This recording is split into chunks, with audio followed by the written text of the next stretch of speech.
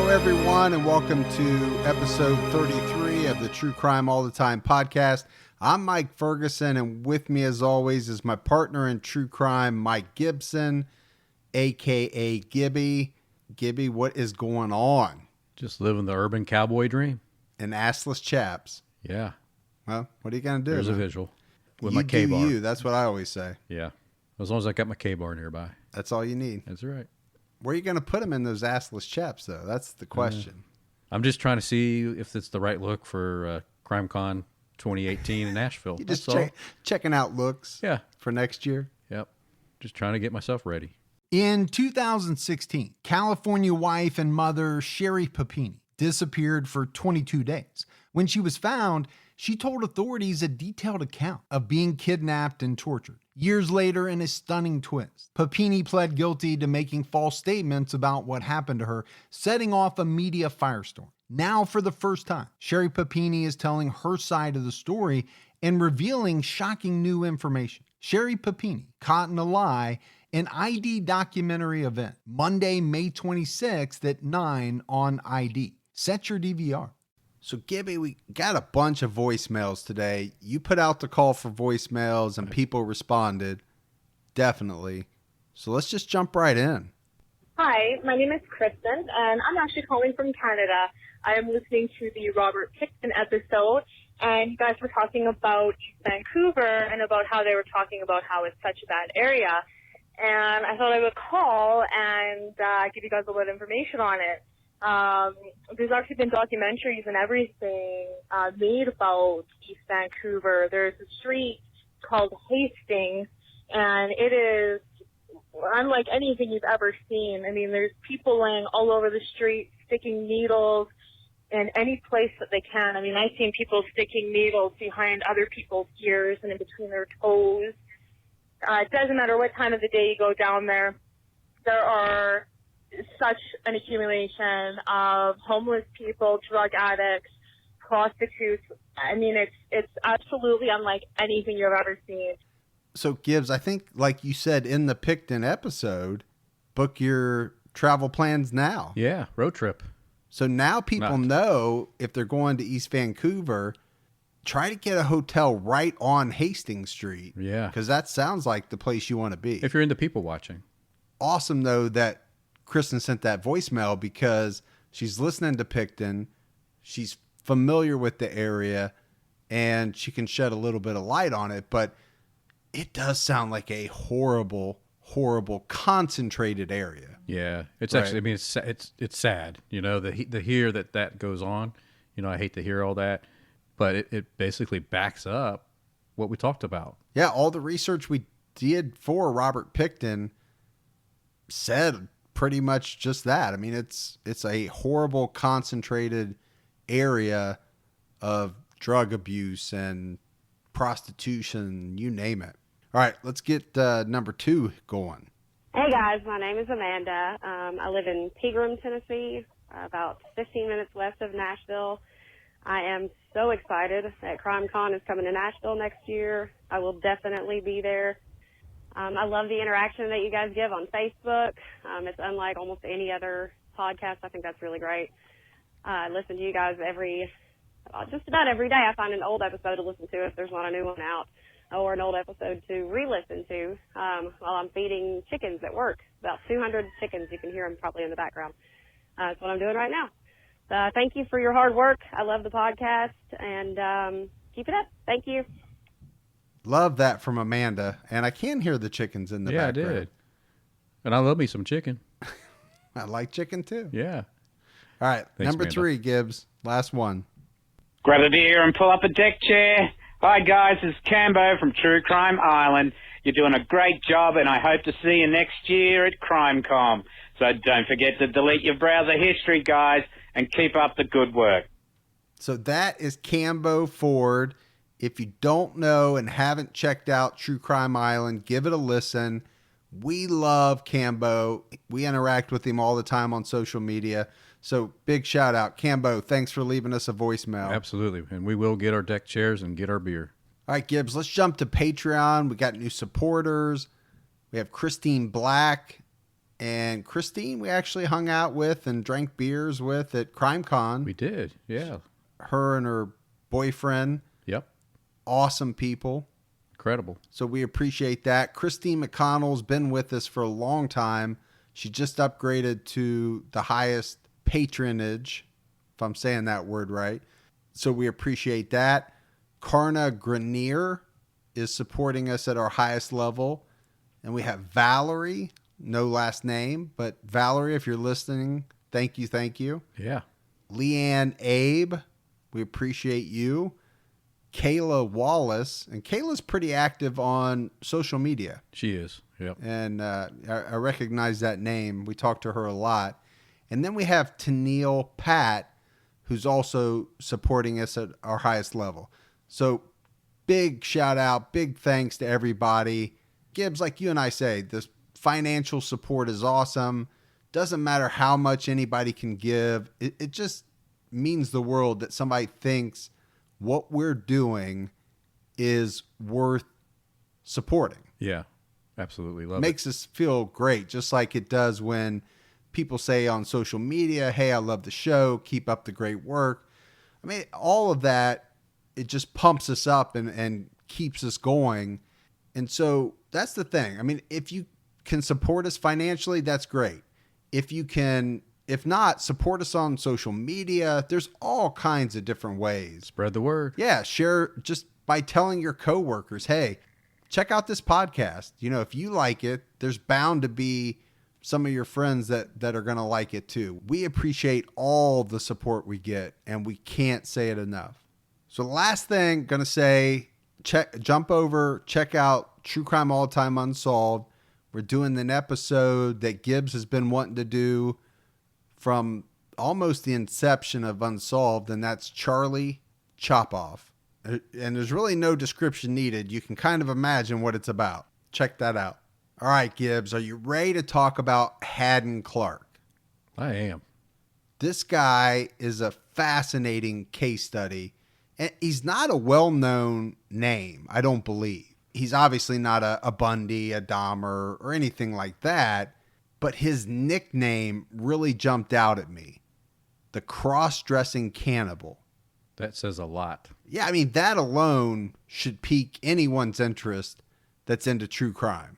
So early life on Hadden Clark. And it's a little bit different than some of the other ones that we do. But then you're going to have some of the same. So Hadden was born in April of 1951. And he was born in Troy, Connecticut. He was the second of 4 children. But the thing about the Clarks is they were actually a pretty affluent family. So he had a brother named Bradfield that was older. He had a younger brother, Jeffrey. And then he had a sister that was younger as well. And she would actually end up kind of distancing herself from the family at one point, not having much to do with them as she got to be older. But like I said, I mean, this was not, a downtrodden, poverty-stricken family. They were affluent, like I mentioned. They were well regarded in the community. So you had the mother, Flavia. And what was interesting about her is that she was known or said to always tell people that she traced her ancestry all the way back to passengers on the Mayflower. Couldn't a lot of people do that? I would think. Well, there was only so many of them on there. That's what I'm just saying. And the other thing that she would say is that she had ancestors that were big-time heroes in the Revolutionary War. Oh, I'm related to Davy Crockett, Daniel Boone, whichever one was in the... Both of them? Yeah. Don't forget George Washington. Pick one. Pick one. So you had Flavia, the mother. The father was also named Hadden. And Hadden, this guy, he had an MBA and a PhD in chemistry. That's impressive. No, very impressive. So, I mean, that's kind of what I'm saying, right? This is a family that had money. They were educated. They had a lot going on. It was said that Hadden, the dad, he had helped to invent clinging plastic wrap and also fire retardant carpet. Well, that's pretty big. So he's got that going for him. So he's like Mr. Saran Wrap / carpet guy. And then you had the grandfather of Hadden, the father of Hadden. I always hate it when these kids are named after their dad. It makes it hard to tell the story. But basically, the grandfather, he was the mayor of White Plains, New York at one point. Just a lot of stuff going on here. Yeah, it's like they could have been affluent people. Yeah, all sounds positive, right? Yes. Money, privilege, vacations, you name it. Sounds like another podcast. Well, here's the problem. They had a whole bunch of dark secrets. So what it may have appeared to be on the outside was totally different than what was going on inside the actual household, because both Flavia and Hadden were raging alcoholics. Their drinking led to these brutal altercations. I mean, physical fights that in front of the kids. I mean, the kids witnessed these fights, and you and I talk about that. What does that do? Yeah, I mean, it plays on their psyche for sure. Yeah, and that's the least of what these kids are going to go through, especially Hadden, the youngest Hadden. There's never a good reason to argue in front of the kids. Got to take it somewhere else. Well, we're not even talking about arguing. We're talking about fist fighting, physical fighting. That definitely needs to be taken elsewhere. Well, it shouldn't be done. Shouldn't be done. It was going to be done. Take it elsewhere. Yeah. The other thing, Gibbs, that the family really had to deal with was that they moved a lot. And a lot of people can say that, right? We moved a lot as a kid. Somebody might say that. These people were moving like twice a year.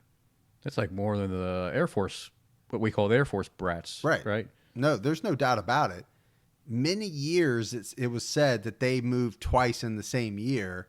And it was basically the father constantly looking for a new job, better job, more money. Now, I don't blame somebody for doing that, but that's a lot of upheaval. It's rough on the kids for sure. New schools every time. Yeah. Introducing yourself all over again. Well, and especially for somebody like Hadden, because let's get into his childhood, the younger Hadden. So now when I say Hadden, I'm talking about the kid, right? We're done talking about the father. So it was very clear from an early age that Hadden was exhibiting some very strange behavior. And Hadden's mother, Flavia, but she would blame all of Hadden's strange behavior on this bad delivery. And specifically the use of forceps during the delivery. And she claimed that they used too much pressure and that these forceps caused him to have some type of brain damage. So that's what she would tell everybody when he would act out strangely. So we've talked about in the past about people can have issues from being dropped on their head as an infant or some type of head trauma growing up. Then couldn't these forceps actually maybe really do some brain damage or some type of injury? So is she maybe on to something? Gibbs, I think there's no doubt that you could be right. I mean, if you take a metal instrument and clamp it around an infant's head and just use too much pressure, that would have to cause some type of injury. Now, whether it caused brain damage but I think it could definitely happen. Yeah, because their skull at that point is pretty soft. Yeah, I mean, that to me sounds very plausible. But by the time that Hadden was 4, his mother took him to the Yale University Child Study Center. She wanted to get him evaluated. Now, Gibbs, we're talking about Yale here. I mean, he can say I went to Yale. This is not Podunkville, USA Minute Clinic. This is Yale. And a doctor there would say that Hadden had cerebral palsy and that maybe he had some mild brain damage. So again, maybe his mother wasn't that far off. The problem is, after this doctor gave this diagnosis, the father, Hadden Sr., started calling Hadden the retard. And this is normally after he'd been drinking. And as we said, they were alcoholics. So I have a feeling they were drinking all the time when not at work. Yeah, it's pretty cruel to say. And I hate that word, and I would never use it. But this is exactly the phrasing that the father used. So I think I have to put it out there, Gibbs, so that people get the full effect, right? I would never use that word. I detest it. I don't like it. Now, Gibbs, the next thing we have to talk about, and this is very important in Hadden's life, not only in childhood, but as he gets older. And this is the fact that both of his parents wanted him to be a girl. They resented the fact that he was a boy. It's very well documented. And I think this played a lot into the way that they treated him. I mean, there were a lot of accounts that said his mother would dress him up in girls' clothing and call him Christine. Wow. Really? Yeah. What the hell is that doing to a 4, 5, 6-year-old boy? Especially if they have any brain issues, right? Learning disabilities or anything like that. Talking about really confusing them.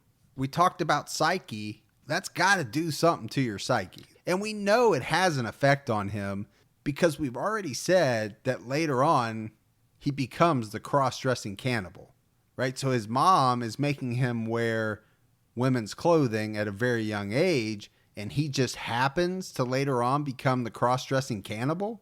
You can connect those dots pretty easily. Coincidence? I don't think so. Now, there was one incident that happened when Hadden was a child that I want to cover, Gibbs. He rammed his younger brother with his bike, basically ran him over. His brother fell down, hit his head on the sidewalk. I mean, blood pouring out.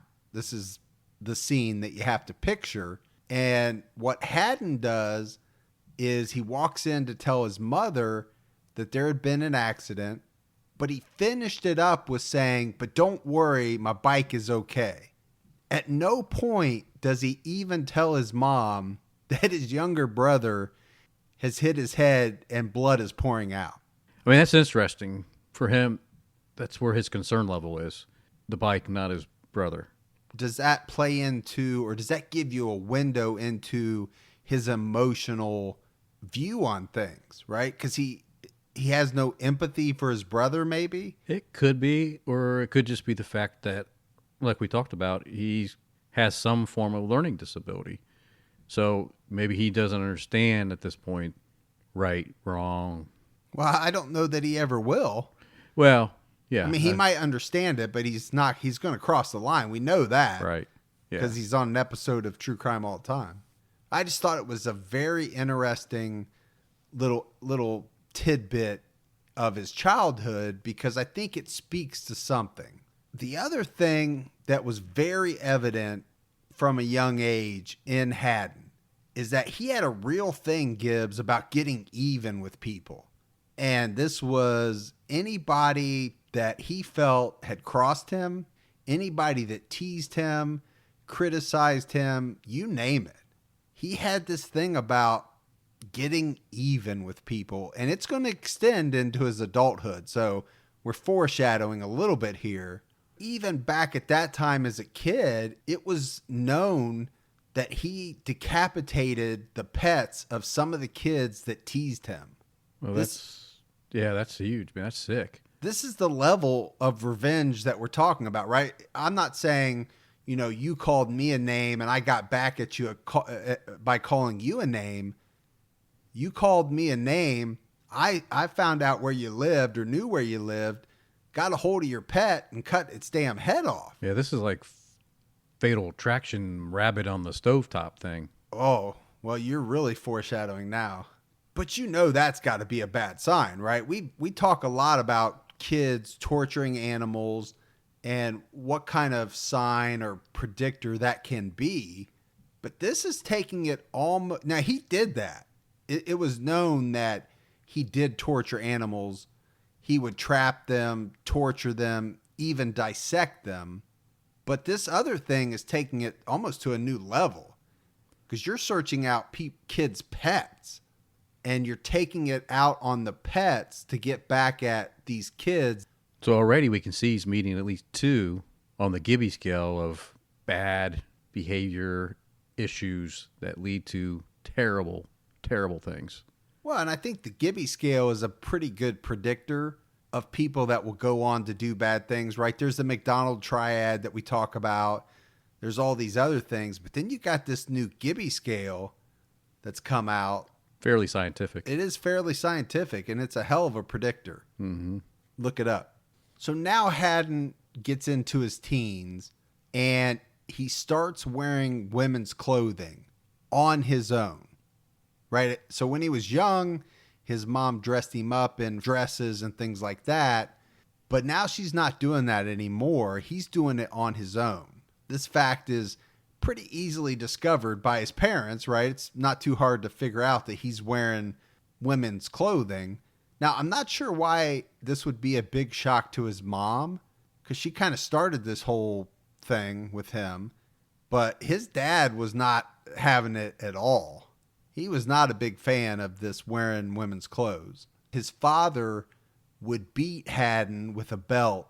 He would wait for Hadden to get out of the bathtub naked, and it was almost like he was trying to beat this thing out of him. This wanting to wear women's clothes, he was trying to beat it out of him. So there's like never a good time for a beating, but so one of the worst times to get a beating would be coming out of the bathtub after soaking and your skin is super soft. It would hurt like a mother. Oh, well, he's probably still a little wet. It's like the old football days in the shower where somebody wraps up the towel and smacks you on the ass. That hurts like a, you know what? I was probably the one giving the towel snaps, not receiving. You were the giver, not the givee. Yeah. Or not the receiver. I don't know. I'll leave that alone. There's a horrible, inappropriate joke in there somewhere. It's about this same time that Hadden gets caught peeping into windows. He's started to cross-dress. Now he's graduated into peeping into windows. And he's actually arrested. This results in some type of police charge. But, you know, again, he's in his very young teens, so nothing's going to happen to him at this point. Peeping in windows today gets you shot. Oh, yeah, no doubt. But it was at the age of 14 that Hadden Clark says he committed his first murder. And he says that he killed a boy, but he also says that his father helped him cover it up. Now, granted, this is like a lot of stories we tell. Most of this or all of this we're getting from Hadden after the fact. But we don't really know why he killed the boy, do we? No, we don't. And we don't know who it is. And police never find out who it is. They can never, based on his information, they can never figure out who it is. So this is one of those that he confesses that he murdered a boy, but it's never proven, and there's not really a lot of information on it. I'm guessing if he actually did, it was probably maybe somebody that picked on him. Oh, I would agree. And he just, like with the animals, he went too far. I was going to say, you start with that, killing kids' pets, and then you graduate to actually killing the kid that you think has done you wrong. Right. So there's really not a whole lot that happens with Hadden up through the graduation of high school. But at this point, when he graduates, Gibbs, he's 21 years old. So obviously he had been held back a number of times. A number? Well, I just want that to sink in. 21 years old. He was by far the oldest kid in his class. You would think probably, at least 3 times? I'm thinking 4. Yeah, some people graduate when they're 17. So yeah. But if he had any learning disabilities, then, maybe that's plays into it.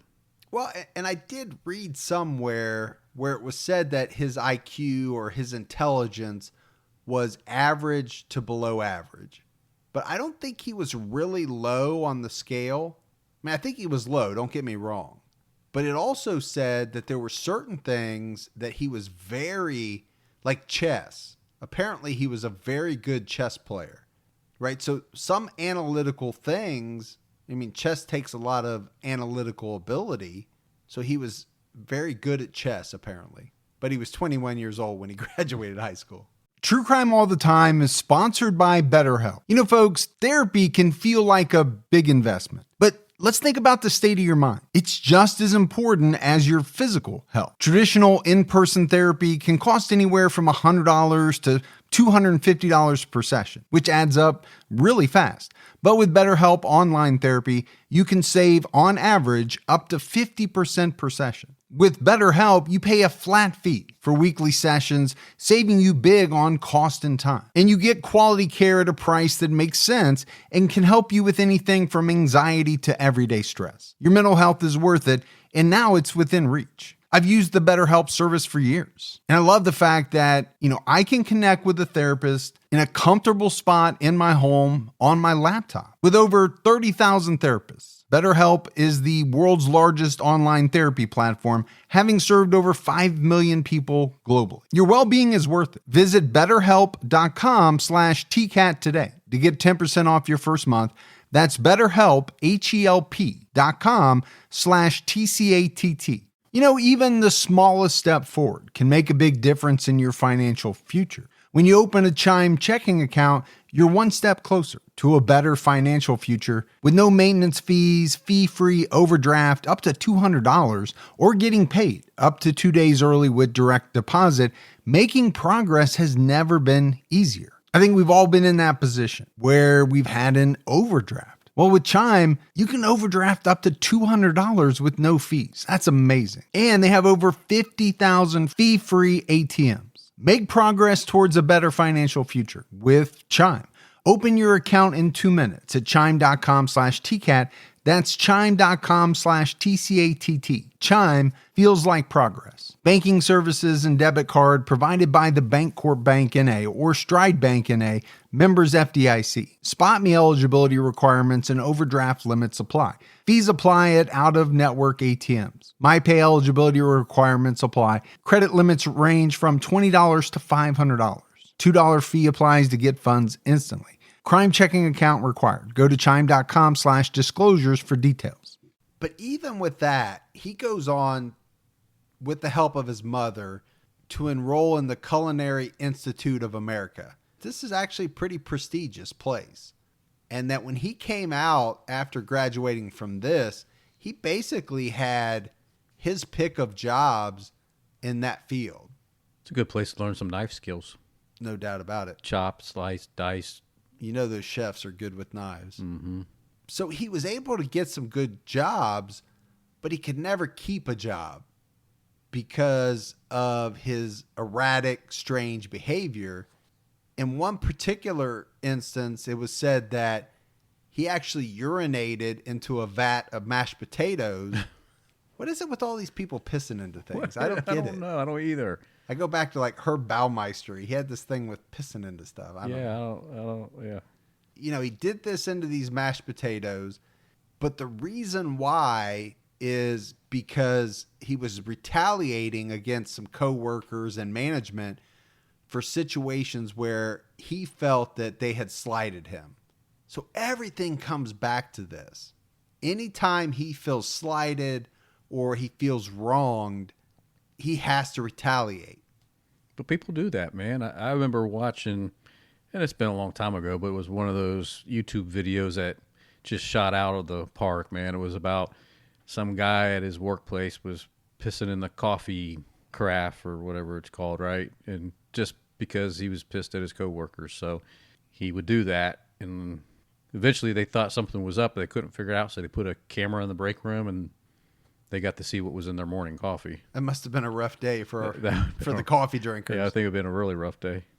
So between the years of 1972 and 1984, Hadden Clark had 14 different jobs. I mean, that's almost a feat in itself. Yeah. To be able to get that many jobs. Obviously, he has a hard time keeping them, but he doesn't seem to have a problem actually getting them. It's kind of like that Seinfeld episode. You have no problem taking the reservation.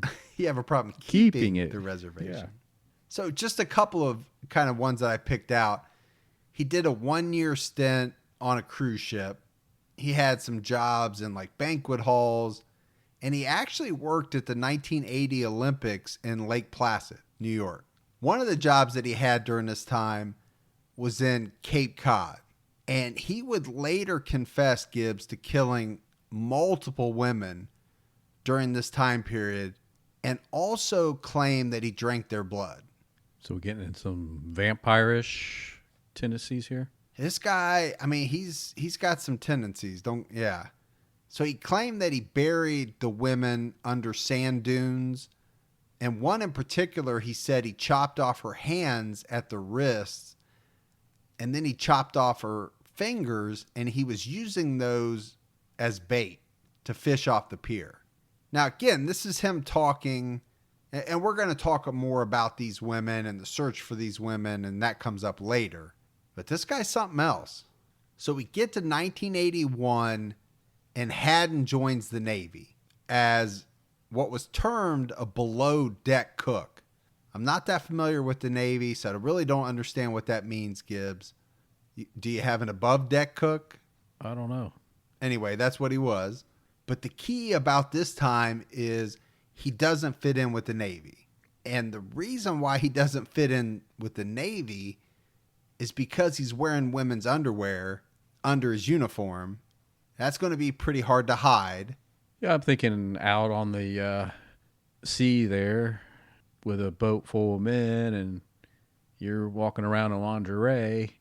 Probably not going to go over very well. Well, it's under his uniform, but maybe he bends over and then you see his whale tail. I don't know what's going on. Whale tail.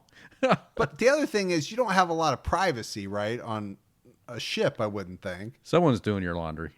Either that or, you're changing in front of other men. They're going to notice that you're wearing women's underwear. He was beaten. He was bullied. At one point, it was said he was locked in a meat freezer for about 3 hours.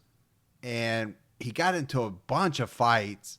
And one of them, he ended up getting a concussion because some guy was banging his head against the deck of the aircraft carrier. So this was not a good time for Hadden in the U.S. Navy. That's what I'm trying to say. Well, if they only knew what he did to mashed potatoes, I bet they... Yeah, who knows what he was doing while he was cooking for these seamen. I just wanted a chance to use the word seamen correctly. I'm not touching that one, buddy. So he got thrown out of the Navy. He got a medical discharge. And it's at this point that doctors diagnose him as paranoid schizophrenic. He was prescribed some medicine to take, but he would never take it. He would later say he just didn't care. He didn't care what they said. He was fine. He didn't need it, and he wouldn't take the medicine. So we have to talk about Hadden's brother, Bradfield, because by the time that Hadden gets discharged from the Navy, his older brother, Bradfield, is already incarcerated for murder.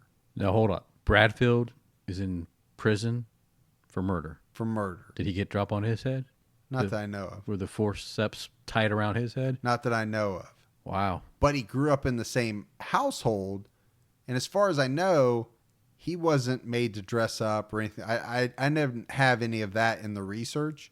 A family that murders together goes to prison together. Yeah. But we got to talk about it, Gibbs, because how strange is it? And I don't know that we've had on any episode that we've ever done where not together, right? They're not working together. These are two completely separate instances. And basically what happened was in the summer of 84, Bradfield, I think he went by Brad, he had the hots for this woman that was married that he worked with. And in July, he invited this couple, her and her husband, over to dinner. For whatever reason, the husband couldn't make it. So this coworker, her name was Trish, she went alone. Brad makes his advances. She tells him she's not interested. And he ends up slamming her head against a wall and strangling her to death.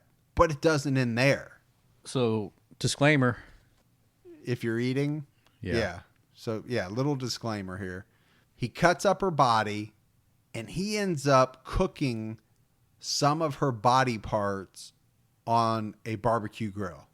So, doesn't sound like something you do for the first time. It doesn't. So is this just the time that he was caught? Because obviously he's going to get caught here.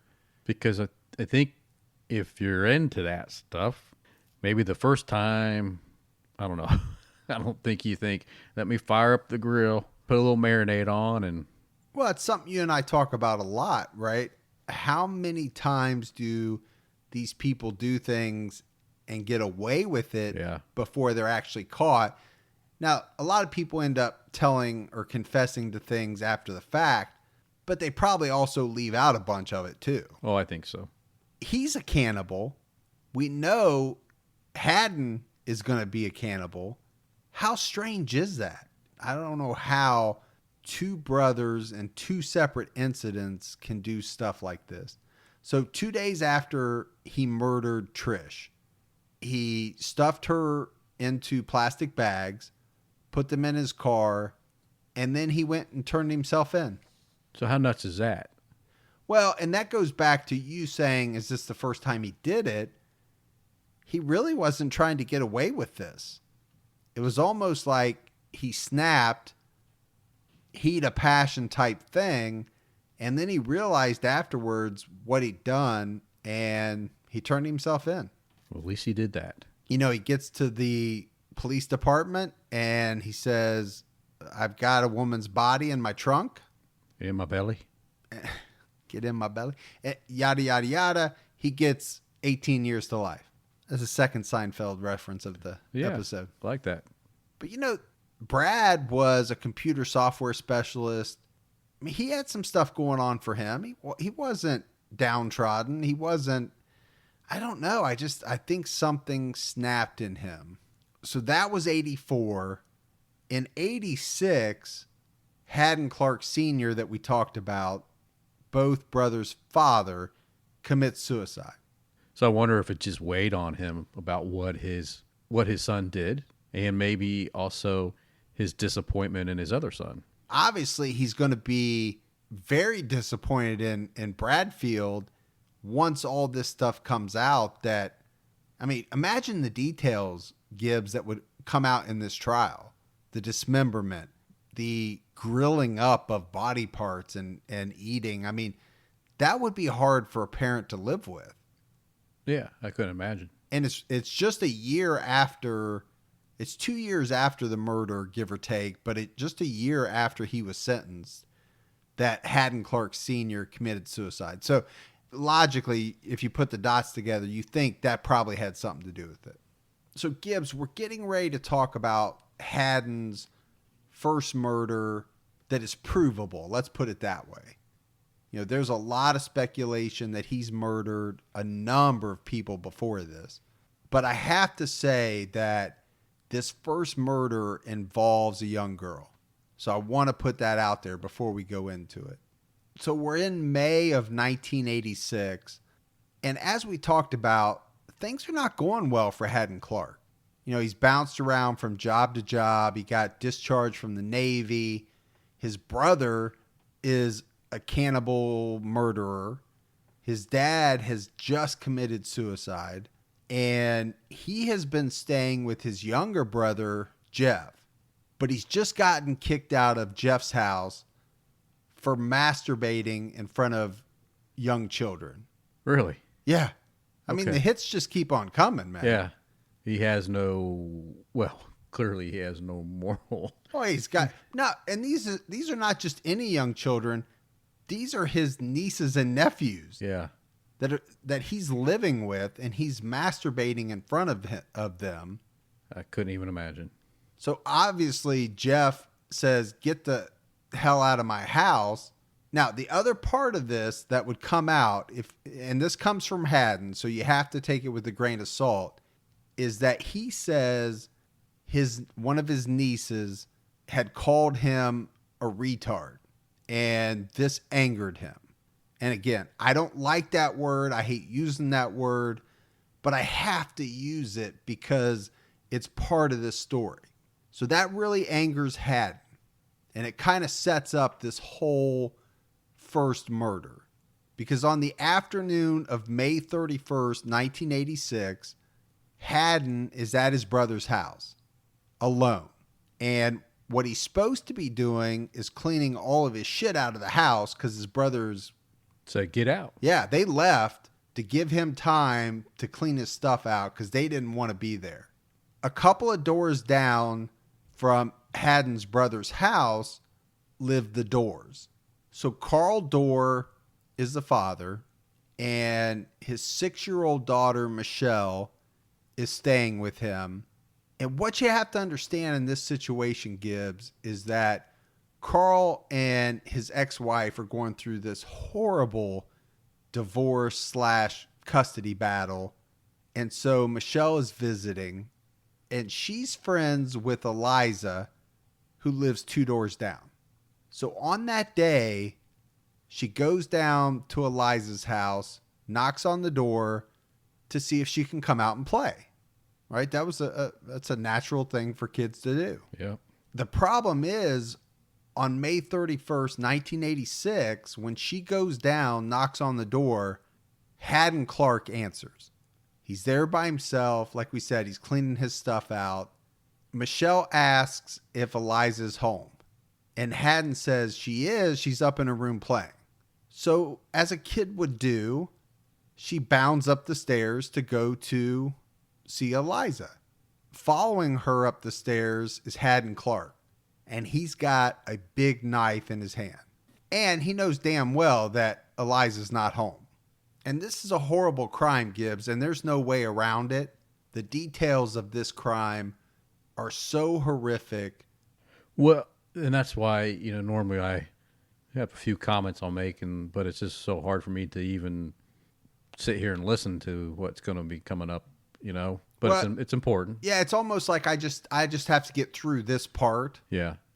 We've talked about it, on other ones. It's just tough, when you talk about kids. It is. It is very tough. But Hadden is on Michelle very quickly, puts his hand over her mouth, and he starts slashing at her. And at one point, she bites him on his hand, and this angers him. And he kills her by putting this huge 12-inch knife directly into her throat, killing her. So like I said, this is a horrible scene to have to imagine. But we have to talk about the amount of blood, Gibbs. You stab somebody in the throat, probably hit the carotid or whatever. There's going to be blood everywhere. Yeah, even with a tiny little... In any type of... precious girl like that. Yeah, killing like that. This bedroom had a wood floor, and it was an old house, and it had a slope to it.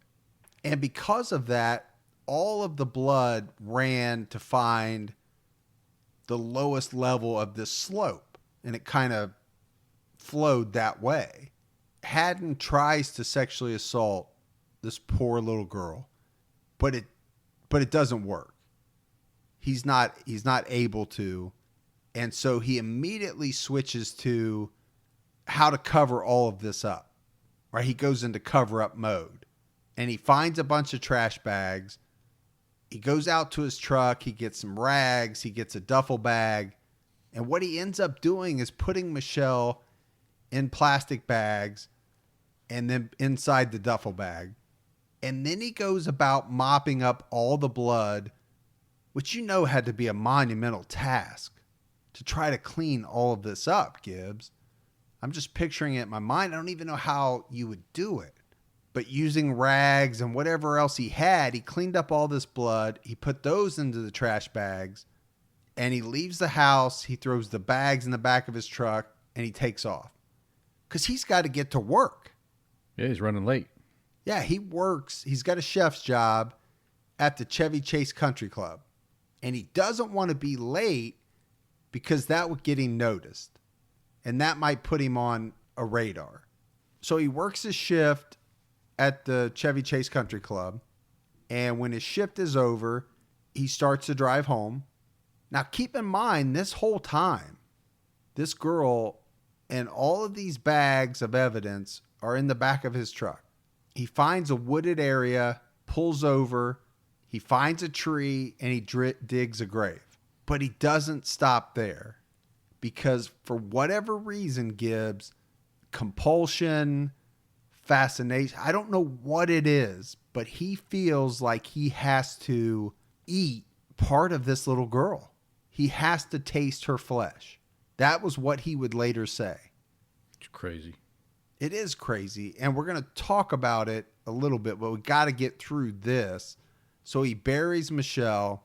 He covers her body with dirt and some old mattress that he found in the woods, puts a bunch of leaves over all of it, and he gets back into his truck, and he drives back to this room that he had rented, which was about 5 miles from his brother's house where he had committed this crime. Now, we got through that, and it was hard. But we got to talk about this cannibalism. And my question, Gibbs, is, was this something that he had thought about, or did this have something to do with his brother? Yeah, I'm kind of thinking this is some type of family thing here. You know, either the two brothers, not the three, but the two brothers, or I don't know, there's something there. Or did he learn what his brother did And wanted to see what it was all about? and somehow become fascinated and think that he had to do it too? I don't know the answer to that, and I couldn't find what his reasoning was behind it. Maybe it's out there. I didn't find it. I can't imagine ever doing it. It had to be like that movie with the Alive? airplane. Yeah, the airplane crash. Yeah. I know what you're thinking before you think it. Yeah, that's scary. So horrible murder, unbelievably sad victim, right? A 6-year-old girl, doesn't get any sadder than that. And what he did to her was just horrific. But now we get to the investigation, right? Because we talked about Carl Dorr, and that was Michelle's dad. Carl realizes that his daughter's not come back, and Carl called the police. But if you remember, we talked about the fact that Carl and his ex, or I think maybe they were just estranged at this point, they had been battling over custody and all kinds of things. And his estranged wife comes out and says that she thinks that Carl killed their daughter. And he immediately becomes suspect number one. And the police go at him, Gibbs, right away. I mean, they're basically saying, we know you did it. They want him to take a polygraph the next day right after this happened, and he does. He takes it, and they say that the results are that he knows more about what happened than what he's telling them. And that just solidifies it in their mind. So I think at this point, Gibbs, the police definitely have tunnel vision. I feel for the dad. I mean, if right now they don't know anything that happened. Right. They don't know it was Hadden. Right. They don't have a body, so they don't know what happened. Right. They have no idea. They just know that she's gone. And he was the last, in their mind, he was the last one to see her alive. So he can't even grieve because right now he's fighting for his innocence. No, he can't grieve because the very next day he's taking a polygraph test and he's being told that he's the number one suspect. And like we said, they think he's being deceptive on that polygraph test. I mean, this is like a nightmare scenario, right? For somebody that didn't do it, and especially a dad that didn't kill his daughter. Yeah, he can't, like we said, he can't grieve. He's fighting for his proof to show that he's innocent. Sometimes if you really think it was somebody, no matter what the evidence shows, sometimes you can be blinded by that, and you can twist it to make it look like that it's more than it is. You can take some facts and turn it into a bigger, you can kind of, the old saying, you can make a mountain out of a molehill. Yeah, there's no doubt. But what he does, what he goes through, so he offers to take a second lie detector test, and this one he actually passes. He also, and this is all voluntarily, right? He undergoes hypnosis. He takes sodium pentothal, which is like, true serum or whatever you call it. Yeah. None of this convinces the cops. They're locked on that he's the one. Well, and then he does something that to most people would be baffling, because he snaps and he ends up telling a psychiatrist that he did abduct and kill his daughter. Michelle's mother told the police he had threatened to harm his own daughter. He had threatened, in the heat of anger, in the heat of a very horrible divorce, to take Michelle away so that her mother couldn't have her anymore. Kept insisting, you've done something. I know you've done something with Michelle, and we're going to find her body, and when we find her body, I'm coming to get you, is what he told me, point blank, finger in the face, in my face, screaming, yelling, you need to confess. On 3 different occasions, he told the police he had killed his daughter and told the police where they could go and find her body. And one of them was underneath the crawl space of his house. Another was in his father's own grave in a cemetery in D.C. He felt a lot of pressure, and the police put a lot of pressure on him. And as a result of that pressure and the guilt and the shame that he felt about his daughter's disappearance, he cracked. There's no doubt about that. He cracked. I couldn't deal with what they were telling me, that we're not going to find Michelle alive. I just was trying to go into some sort of denial about that. I was starting to lose it. In a psychiatric sense. I was having a nervous breakdown. I was hallucinating. I was seeing things that weren't there. I was hearing people that weren't there. So that's Carl Dorr. Yeah. And you heard the woman say, not only once, he said it 3 times that he killed his daughter. But I go back to what you said, Gibbs, right? Traumatic experience. He's lost his daughter. Yeah. He doesn't know what's happened to her. The police are grilling him. You're in an interrogation room for hours and all day, sleep deprived, hungry, thirsty, and everybody with any authority is telling you, you did it. We know you did it. You know you did it. Just say it. Say it, Mike. Say it. Right? You're worn down. You're going to say, all right, I did it. I'm about ready to confess to something just to get you to shut the hell up. Yeah. No, but I get what you're saying, right? And we've seen this in other cases where people confess to things they didn't do. Sometimes you just want to get the hell out of that room.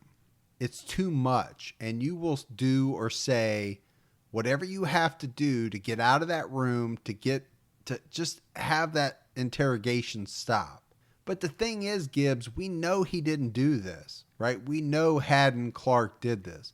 The problem is that this guy, and I feel bad. I feel really bad for this Carl Dorr because, number one, he lost his daughter. And number two, he would be the prime suspect and pretty much only suspect in this murder of his daughter for many years. Because we're going to go through it. They're not going to figure out who did this for a number of years.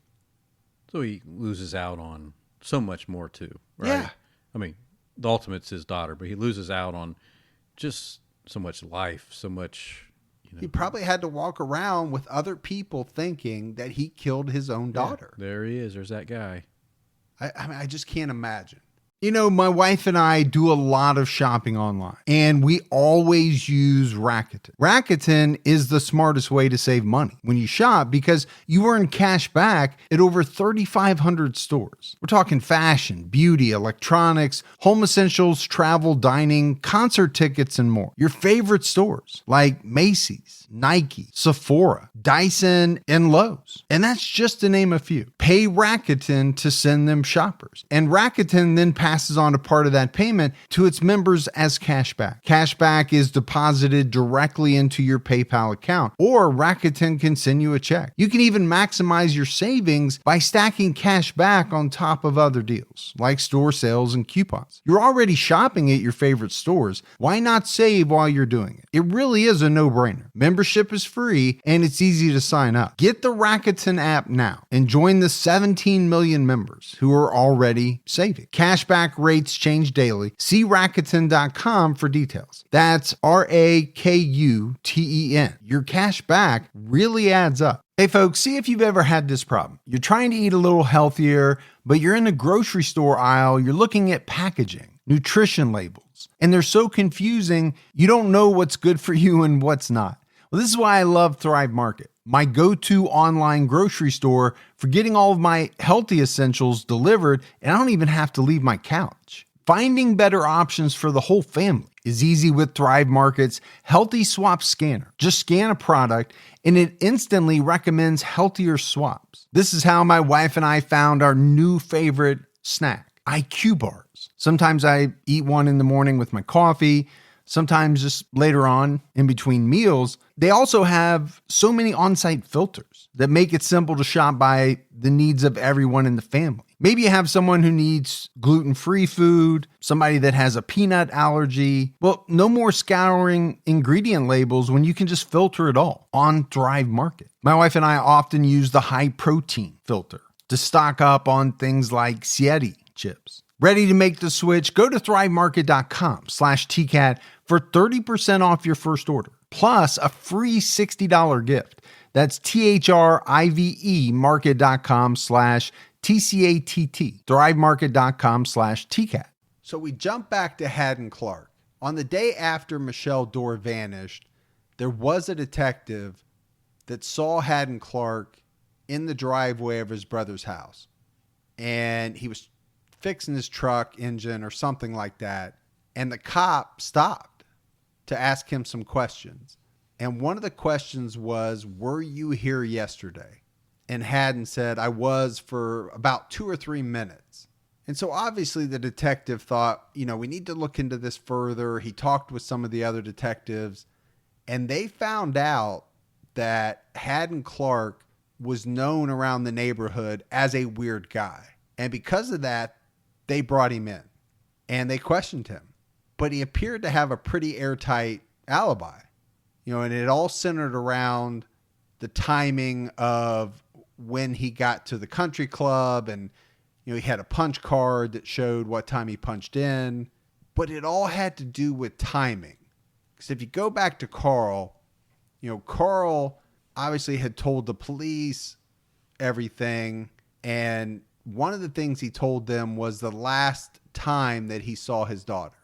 And because of the time that Carl Dorr had as the last time he saw his daughter, and the punch time of when Hadden Clark started work, it was a very short window.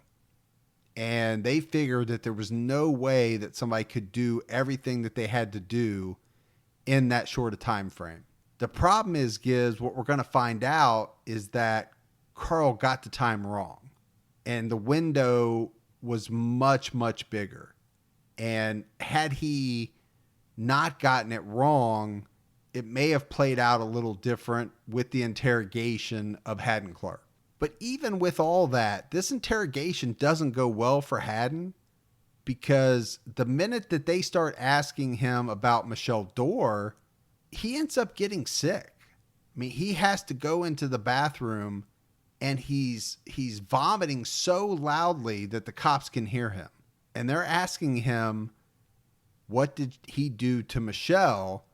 And he says, sitting in the bathroom stall, in between heaving, I don't know. I may have done something. I black out and do things I can't remember. But then he goes back to the fact that he worked that day. There's no way it could have been him. And when the police put it all together with the timing and everything, even though this guy is acting strangely, and he basically almost kind of confessed, not a full confession, they just can't do anything with him. And it's sad because he's going to go on to kill again. And it's sad for Michelle Dorr. It's sad for Carl Dorr, because it's going to be 14 years, Gibbs, before all of this comes out. That's insane. So going back to what we talked about, Carl Dorr had to live under this cloud of suspicion for 14 years. So he never really got the right to grieve the way one should, because he's constantly got people judging him. So in the years after he murdered Michelle Dorr, I just want to touch on some highlights. Won't spend a lot of time. In 88, he gets in a fight with his mom, Flavia. We haven't talked about Flavia in a while. He knocks her down. begins kicking her, and then tries to run her over in his truck. The very next day, she charges him with assault and battery. He gets 1 year probation, does no jail time. And from this point forward, Flavia pretty much writes him off. She'd already written Brad off, I think, because of what he did. And now she's writing Hadden off as well.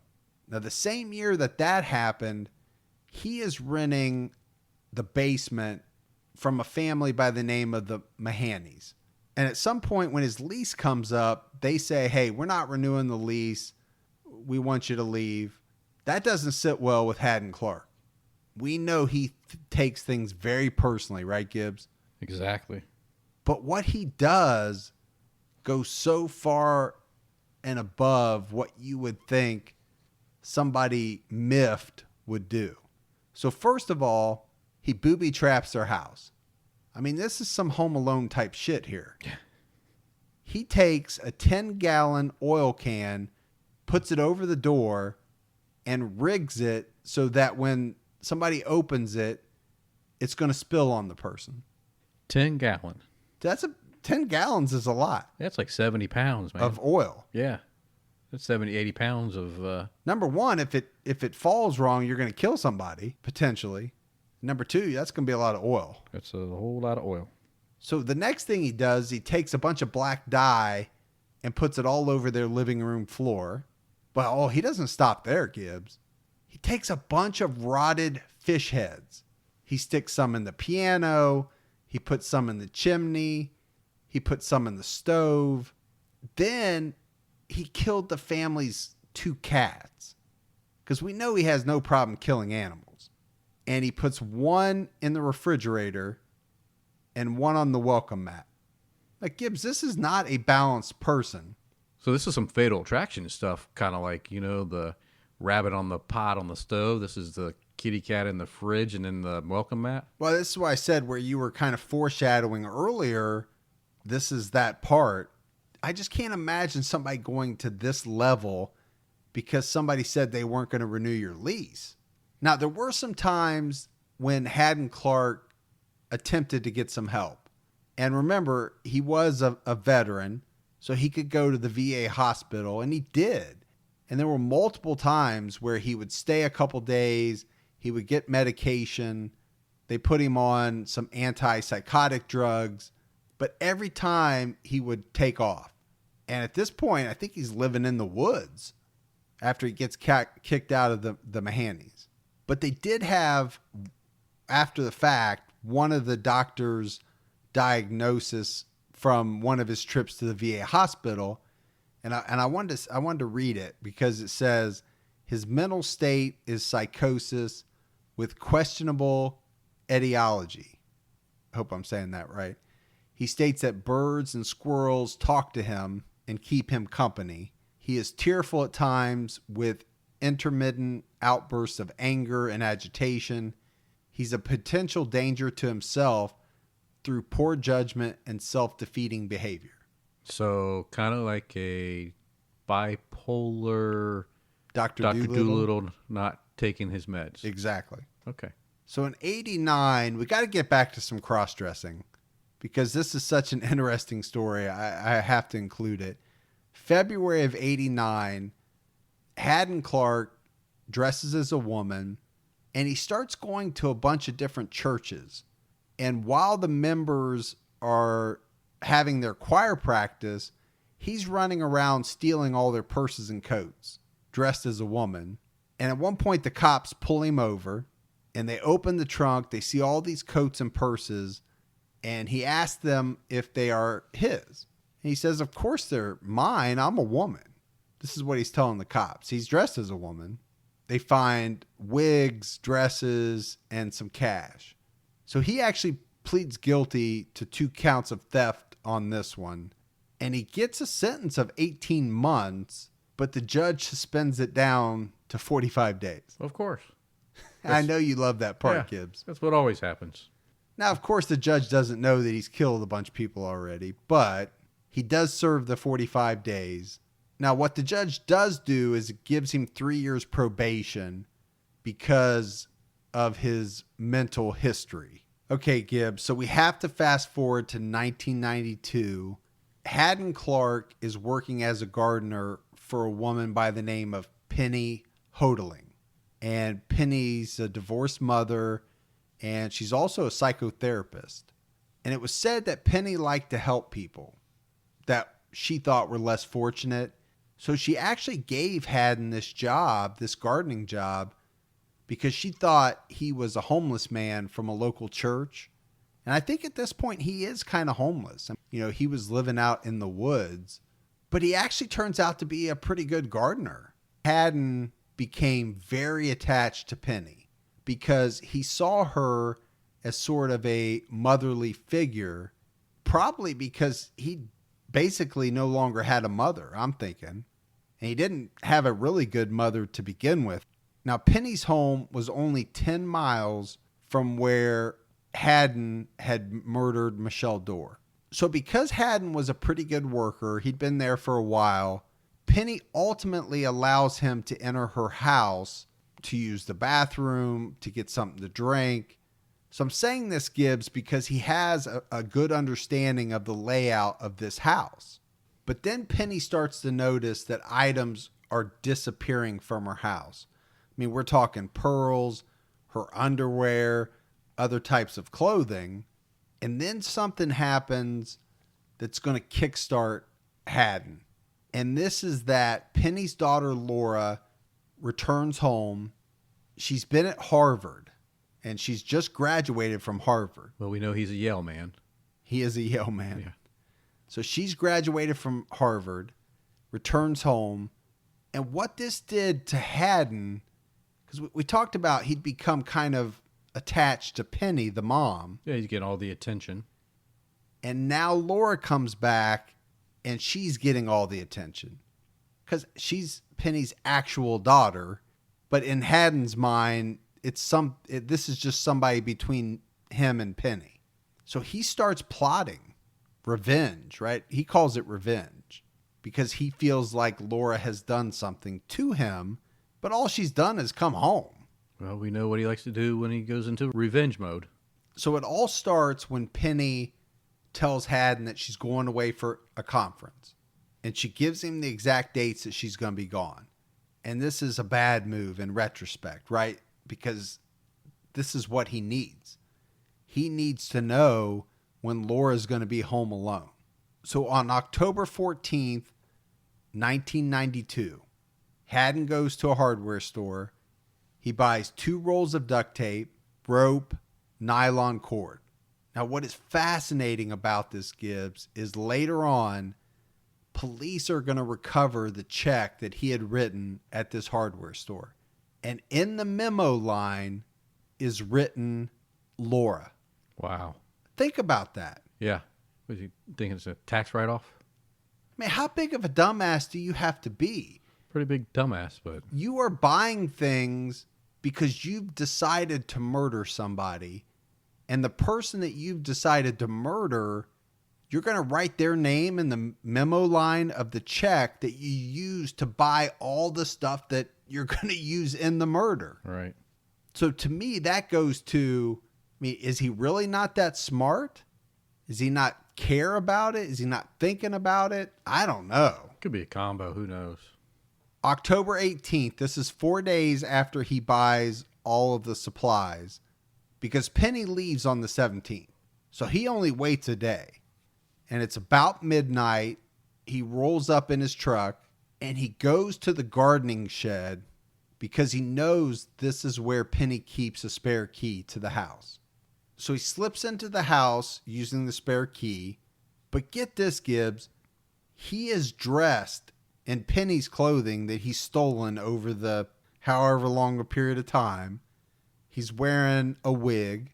Oh, this is like Norman Bates. That's what I'm picturing. He has to look like Norman Bates at this point. Wow. Okay. So not only is he wearing her clothes on the outside, he's wearing her underwear. He's carrying a black purse and a woman's trench coat. And underneath the trench coat, he has a .22 caliber rifle. He goes to the room where Laura's sleeping and he wakes her up. And what happens next is, I don't even know how to explain it, Gibbs. but he's questioning Laura as to why she's sleeping in his bed. Wow, so now we're getting into the little Bates Hotel / the Three Bears. Yeah, something. Yeah. He's asking her all these questions. Why are you in my bed? Why are you wearing my clothes? Obviously, she doesn't know what the hell's going on. Now, she knows who this guy is. She's seen him around the house. I'm sure she can't figure out why he's wearing women's clothing and a wig. Yeah, it would throw me off. But he even goes as far as wanting her to call him Laura. He makes her call him Laura. He makes her get up and take a bath. He makes her lay down on the bed. He binds her wrists with duct tape that he purchased at the hardware store that we talked about. He binds her ankles. So I'm thinking, Mike, if someone had a .22 pointed at me rifle, I think I would take the chance and go for the struggle, the fight, whatever, right? Am I thinking wrong here? I mean, it's a .22 caliber, right? I know if they shoot, it can ricochet with inside and all that stuff, but I don't know. I think for me, of course, it's hindsight, right? I mean, but I think I would go for it. And well, you and I talk about this. It's hard to know what you would do. Yeah. But it's interesting to talk about. And there are statistics about in different situations, are you supposed to comply or are you supposed to, at a certain point, fight because things aren't going to end well? Right. I have better odds with a .22 rifle pointed at me. Well, if you're just talking about guns, I'd rather have a .22 pointed at me than a .45. Right. Yeah. I guess if we're saying that. But I think regardless, you're still in a split second almost trying to make a decision about what's in my best interest. Yeah. To see how this goes and try to play my way out of it, or to take my chances and fight. So Hadden's got her bound on the bed, and he ends up using duct tape to cover not only her mouth, but her nose and her eyes. He's basically covering up everything with duct tape. And what happens is he ends up suffocating her. But some people can pull air through their eyes. But she does. She ends up dying from suffocation from all of this duct tape. So what Hadden ends up doing is he wraps her body in a sheet and puts her in his truck. And then he goes back inside to clean up. So reminiscent of the murder that he had committed before, he's at least cognizant of the fact that he needs to clean up evidence. But along with that, he takes a couple of things from Laura. He takes her high school ring and a few other personal items. So he's taking trophies. And then he lays down in her bed and he goes to sleep. So riddle me that. He wants to be Laura. Exactly. What else can it be? He wants her to call him Laura. He's acting like he is Laura. And now he's going to sleep in Laura's bed after he's murdered her. It's like the Three Little Bears. It's very bizarre. So he ends up getting up. He leaves around 8 in the morning. Now keep in mind, still wearing the women's clothing, the wig, carrying a purse. And this is important because there's a witness that would later tell police that Laura left the house that morning, looked like she was heading off to work as usual. So the witness thought that Hadden, dressed up, looked enough like Laura that they thought it was Laura. So that night, Hadden drives Laura still in his truck. He finds a spot. He digs a shallow grave and he rolls her body into it. And again, covers the body with some dirt and leaves. So Gibbs, Laura fails to show up for work. That sounds off all the alarm bells. Her mom's worried. The local cops are doing a search. They pull into the canine unit. And this canine unit actually finds some of Penny's clothing out in the woods. But what they find that is most important is Laura's bloodied pillowcase. And eventually they're going to match the pillowcase and the blood on it to Laura. They're going to find out it was hers. And they also find a bloody fingerprint, and they're going to match that as well as some hair fibers to Hadden Clark. They pull him in, they question him. Obviously, he denies it. But eventually, they just have too much evidence. And they arrest him about a month after the murder. But at this point, they still don't know where Laura is. They have not found her body. He's still working on me to make me what I ought to be. He's still working on me. I know what's going on. I'm not talking about nothing, because my lawyer told me not to. I told you honestly, I answer some of your questions, whatever you want to answer. But some questions I'm not going to answer. That's just the way it is. All right, Gibbs, I don't even know what the hell to say about that, but that is Hadden Clark when he's being interviewed. There's some weird shining shit going on in the beginning where Is he moving his little finger around? I don't know, but you get like a vibe from people. Just hearing his voice, I'm picturing like a little small guy. I mean, his voice sounded very strange to me. And he wasn't a small guy. I think he was like 6'2". Yeah, I don't know. It's just a weird clip there. That song going to be stuck in my head for about the next 3 to 4 hours from now. He's still working on me. I don't even know what that song is, but it cracks Somebody me will tell us. It's probably something. Yeah, it might be a religious song for all I know. And I just made fun of it. But Hadden Clark ends up pleading guilty to second-degree murder, and he gets a 30-year sentence for the murder of Laura Hodeling. And within days of his sentencing, he would end up leading police, along with his lawyers, to Laura Hodeling's body. So she would be recovered. So we fast forward to 1999, and there's a few things going on, Gibbs. Over the years, Hadden Clark had told a lot of people in jail that he had killed a bunch of people, right? He's bragging. And there was one convict in particular that Hadden Clark actually believed was Jesus Christ. And I guess he had this beard, and he had kind of a resemblance, people said, to pictures of Jesus Christ. And Hadden thought he was. And when he was confessing to some of these things, especially the murder of Michelle Dorr, this convict told him to confess to the police. And because he thought he was Jesus Christ, he did. Now, at the same time, the police were able to put together some DNA from the Michelle Dorr murder. And this was so interesting, Gibbs, because this house where he murdered Michelle Dorr, there was like 2 or 3 people that lived in it. Because we're talking about quite a stretch of time from when he murdered Michelle to when he ultimately confesses. And they're able to go back to this room where he murdered Michelle. And because it was wood floors, they were able to get some DNA that they could use to prove that she was killed in that room. Yeah, I bet. I mean, those back then would have been real wood floors, so they would have wicked up any liquid, which would have been the blood, and there you go.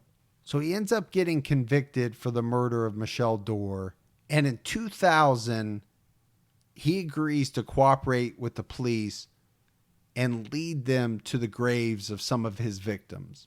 And he does. He leads investigators to where he buried Michelle Dorr. And it was in a park only about 5 miles from her home. So imagine that. Imagine as a dad, number one, being a suspect, like we said, for all that time. Number two, finding out that your little girl was just 5 miles away this whole time. They had to use dental records, but they were able to ID Michelle. But Hadden Clark doesn't stop there. He's telling investigators about many more women that he murdered and disposed of in Connecticut, Massachusetts. And so they want to get him out and get him up to, and this is like Cape Cod area, right? We foreshadowed this in the beginning that he had murdered some women in Cape Cod and buried them in the sand dunes. So he says he's willing to go and help them try to find these bodies. But he has one request. And this one request is that he wants them, the police, to buy him women's clothing and a wig because he wants to wear it. And we're talking the whole shebang here, Gibbs. The whole get up. Skirt, underwear, bra, wig. Spanx. So they go to Kmart and buy all this stuff, get him to Cape Cod, and imagine this is a 47-year-old man. He's handcuffed, dressed as a woman, walking around the sand dunes of Cape Cod, trying to find these bodies, trying to tell investigators where these bodies are. Ultimately, they don't find anything. So you have to wonder, did he really kill these women? Or was this just an excuse to get out some fresh new clothes and let his freak flag fly, like I like to say? Get some new duds and go out? Or did he really kill them and for whatever reason, they just couldn't find the bodies? Yeah. There's a couple of different... It'd be tough to find the bodies 14, 15, 16, whatever years yeah. later. Now, where he does also lead them is to his grandfather's estate. And they are able to find a bucket that had been buried. And this bucket contained over 200 pieces of women's jewelry. Now, that's a lot of jewelry. And that could be a lot of trophies. Yeah. So this is one of those ones, Gibbs, where you just don't know. Because one of the pieces in this bucket is Laura Hodeling's high school ring.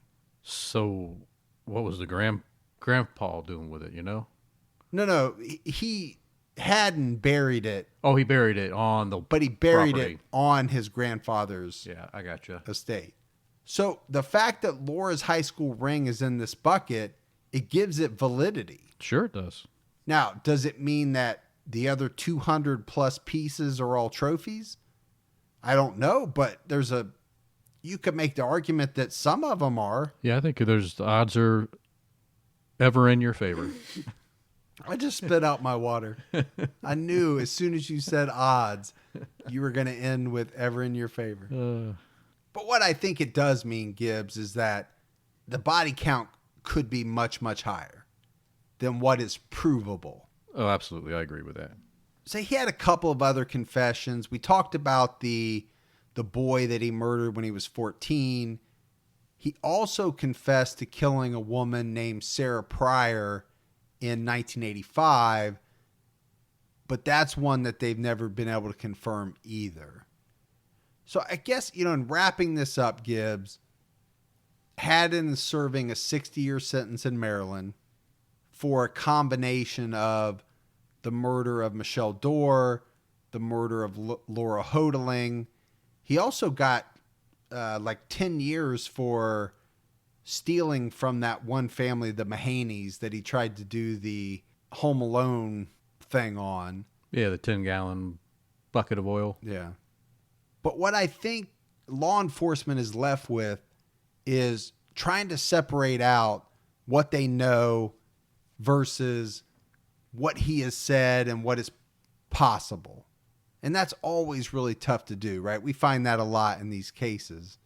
But there are things out there, Gibbs, that you can find where authorities think he could be involved in as many as 11 different killings in 6 different states.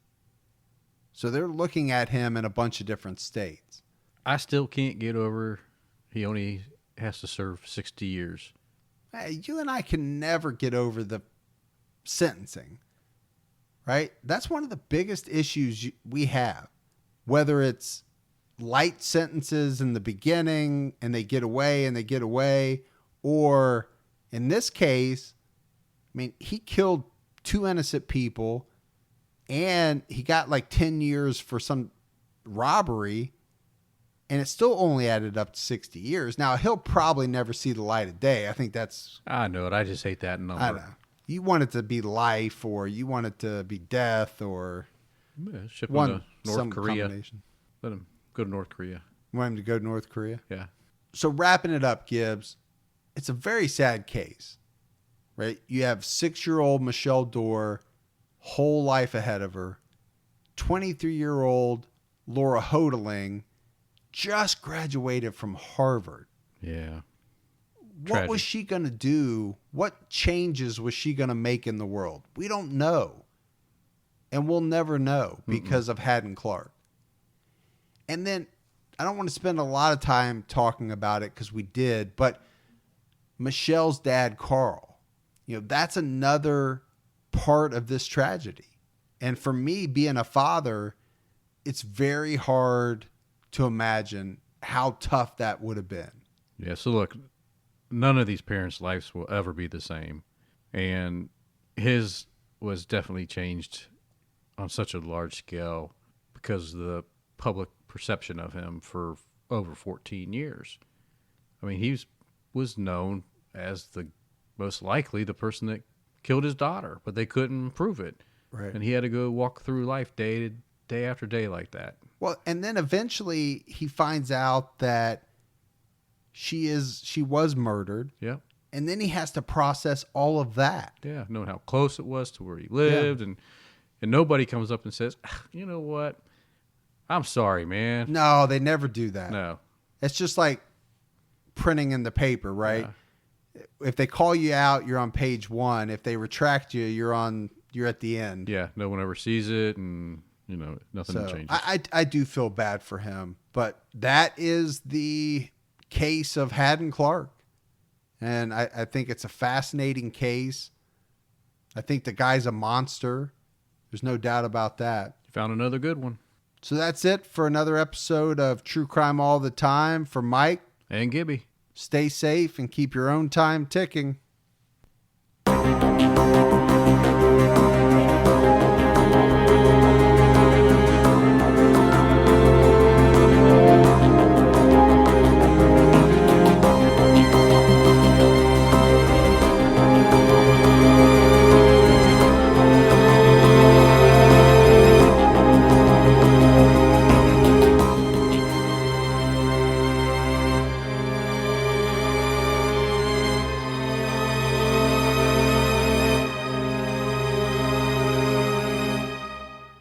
At Hotels.com, we know some travelers crave an ocean breeze. Others don't want to deal with sand. And oftentimes, those two people end up together. Compare properties side by side to find yourself poolside, oceanside, and still in a relationship. Find your perfect somewhere with Hotels.com.